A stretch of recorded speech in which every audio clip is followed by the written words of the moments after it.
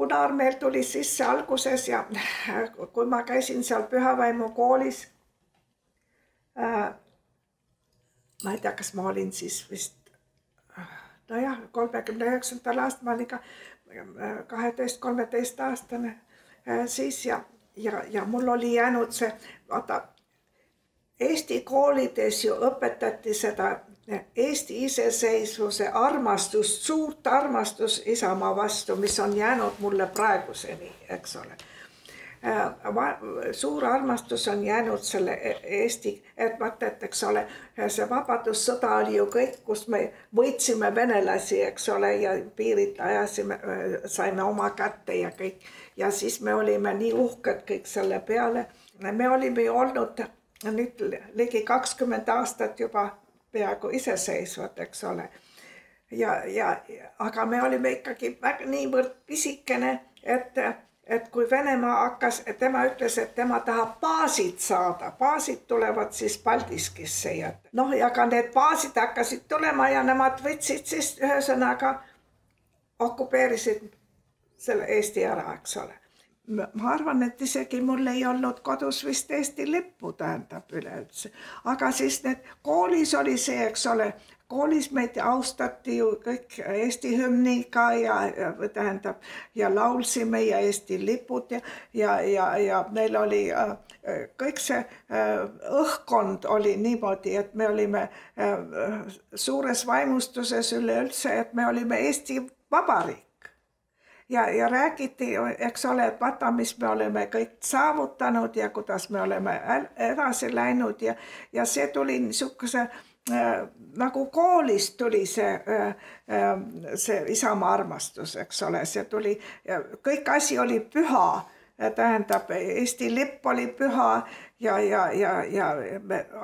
me tõusime alati püsti, kui lauldi ja siis ma mäletan seda, et kui olid vabariigi aastapäevad, siis ma käisin Kadriorus seal presidenti kuulamas ja see oli kõik niisugune suur au oli, et me olime, suur vaimustus oli sellest, eks ole, et me olime kommunismi tagasi ajanud ja kõik, see oli juba klassides räägiti sellest, eks ole.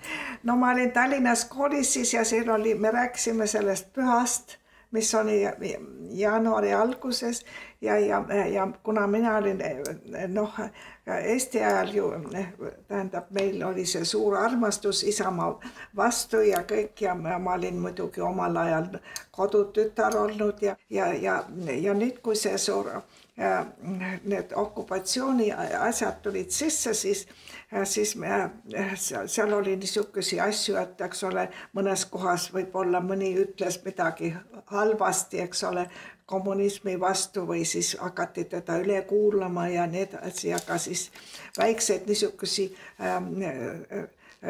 nendel gümnaasiumi poistel ja tüdrukutel tulid väiksed niisugused vahejuhtumid, eks ole. No ja mina mõtlesin, et niimoodi, et meie peame oma klassis ka midagi tegema. Et sellel pühal siis, et mina kamandasin siis kõik tüdrukud tõusta üles, ma ei tea, kas see oli suure vaheajal või midagi suure tunni vaheajal ja et me oleme 5 minutit oleme leinaseisakus. See oli kõik toredasti läks, eks ole. Aga meie klass oli umbes, ma ei mäleta täpselt, aga umbes 30-40 tüdruku. See oli kõik tüdrukute kool, eks ole.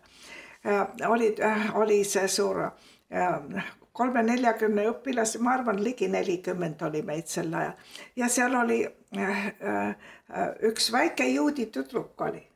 Ja see oli nagu kommunismi kalduvustega, nähtavasti tema vanemad olid võib-olla juba, tähendab.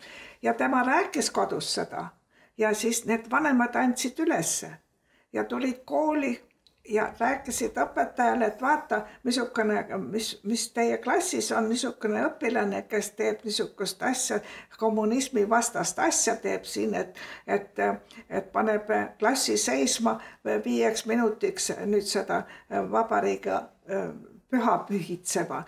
no ja siis sellest oli siis väga paha asi, sellepärast et siis kutsuti mind muidugi sinna õpetajate tuppa ja siis kutsuti sinna see suur